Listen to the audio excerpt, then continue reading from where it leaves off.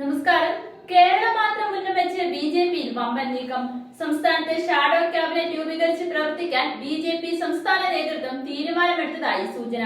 മുഖ്യമന്ത്രി സ്ഥാനത്ത് രാജീവ് ചന്ദ്രശേഖറാണുള്ളത്. ആഭ്യന്തര വകുപ്പ് മുൻ സംസ്ഥാന പ്രസിഡന്റ് കെ സുരേന്ദ്രനാണെന്ന് സൂചനകൾ പുറത്തുവരുന്നു. വനിതാ ശിശുക്ഷേമം ശോഭാ സുരേന്ദ്രനും റോഡ് വികസനം പി.കെ. കൃഷ്ണദാസിനും നൽകിയെന്നും റിപ്പോർട്ടുകളുണ്ട്. സംസ്ഥാനത്ത് ഈ വകുപ്പുകൾ കൈകാര്യം ചെയ്യുന്നതിന്റെ പരാജയം തുറന്നുകാട്ടാനും ഇതേ വകുപ്പുകളിൽ കേന്ദ്ര സർക്കാർ ചെയ്യുന്ന വികസന പ്രവർത്തനങ്ങൾ ജനങ്ങളിൽ എത്തിക്കാനുമാണ് തീരുമാനമെടുത്തിട്ടുള്ളത്. വിഷുവിന് മുൻപ് സംസ്ഥാന കമ്മിറ്റി ഓഫീസിൽ നടന്ന യോഗത്തിലാണ് ഇത് സംബന്ധിച്ച് തീരുമാനമുണ്ടായത്. യോഗത്തിൽ നിന്നും വി മുരളീധരൻ വിട്ടുനിന്നുവെന്ന് സ്ഥിരീകരിക്കാത്ത റിപ്പോർട്ടുകളുമുണ്ട്. നിലവിൽ കോർ കമ്മിറ്റിയിലെ പ്രാതിനിധ്യം സംബന്ധിച്ചും പാർട്ടിയിൽ എതിരഭിപ്രായമുണ്ട്. ഡിജിറ്റൽ മീഡിയ സെല്ലിന്റെ ചുമതലയുള്ള അനൂപ് ആന്റണിക്കൊപ്പം കോർ കമ്മിറ്റിയിൽ ജനറൽ സെക്രട്ടറി പദവിയിൽ തുടരുന്നതിൽ ശോഭാ സുരേന്ദ്രനടക്കം അതൃപ്തിയുണ്ടെന്നുള്ള റിപ്പോർട്ടുകളും പുറത്തു വരുന്നുണ്ട്.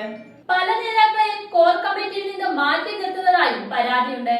ക്രൈം നന്ദകുമാറുമായി ബന്ധപ്പെട്ട് പുറത്തുവന്ന ഒരു വീഡിയോ സംബന്ധിച്ച് യോഗത്തിൽ ശോഭാ സുരേന്ദ്രന് നേരെ കടുത്ത വിമർശനം നടന്നതായും സൂചനയുണ്ട്.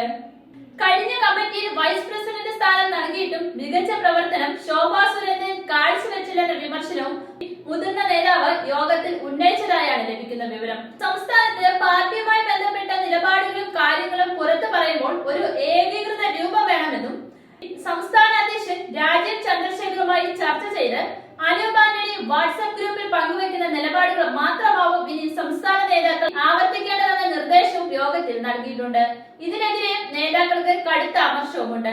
വർഷങ്ങളായി പാർട്ടിയിൽ പ്രവർത്തിക്കുന്നവർക്ക് ഒരു വിഷയത്തിൽ അഭിപ്രായം രേഖപ്പെടുത്താൻ എന്തിനാണ് വാട്സ്ആപ്പ് ഗ്രൂപ്പിൽ വരുന്ന നിർദ്ദേശങ്ങൾ എന്ന രീതിയിലാണ് പാർട്ടിയിലെ മുതിർന്ന നേതാക്കൾക്കിടയിൽ അമർഷം പുകയുന്നത്. സംസ്ഥാന ബി.ജെ.പിക്കുള്ളിലെ ഗ്രൂപ്പ് പ്രവർത്തനങ്ങൾക്ക് അറുതി വരുത്താനാണ് രാജീവ് ചന്ദ്രശേഖരനെ പാർട്ടി സംസ്ഥാന അധ്യക്ഷനായി അവതരിപ്പിച്ചതെന്നാണ് മുതിർന്ന നേതാക്കൾ കരുതുന്നത്. അതുകൊണ്ട് തന്നെ പഴയകാല നേതാക്കളെ പൂർണ്ണമായി അവഗണിച്ച് യുക്തമായ തീരുമാനം രാജീവ് ചന്ദ്രശേഖർ തന്നെ മറ്റുള്ളവരുമായി ആലോചിച്ച് തീരുമാനിക്കണമെന്ന നിർദ്ദേശമാണ് കേന്ദ്ര നേതൃത്വത്തിൽ നിന്നും ഉണ്ടായിട്ടുള്ളതെന്നാണ് അനുമാനിക്കപ്പെടുന്നത്.